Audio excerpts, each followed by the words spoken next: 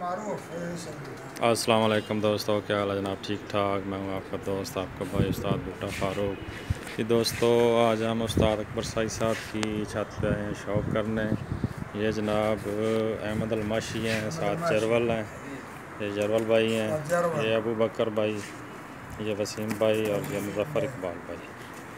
ये शुरू करते हैं जी शौक से। एक शारका कबूतर दिखा रहे हैं अहमद अलमाशी भाई, आपको एक कबूतर दिखाएँगे माशाल्लाह। ये इसका अभी कुंदा दिखा रहे हैं माशाल्लाह। भाई भाई ला रेश लगी, ये कुंदा है जी इसका माशाल्लाह। भाई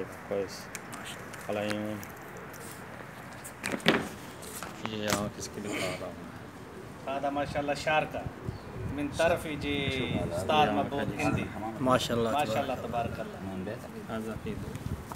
दम माशाल्लाह त्रामे से आलपटी इकट्ठे ये दोनों मनु पड़ाओ ना اجي هذا ايش ركب يورا سوا पंजा। नाम ايش ركب هذا هذا ما بودا ये पंजा है जी। مع بالي كويس برضه مع عسل ये बॉडी शेप है इसका। طيب ما شاء الله ये बॉडी शेप है। شويه تعبان ये जनाब अहमद अलमशी भाई जो है शौक करवा रहे थे, तो इसके साथ ही जल्द चाहता हूँ। अल्लाह हाफ़िज़। नेक्स्ट वीडियो में एक और कबूतर दिखाता हूँ।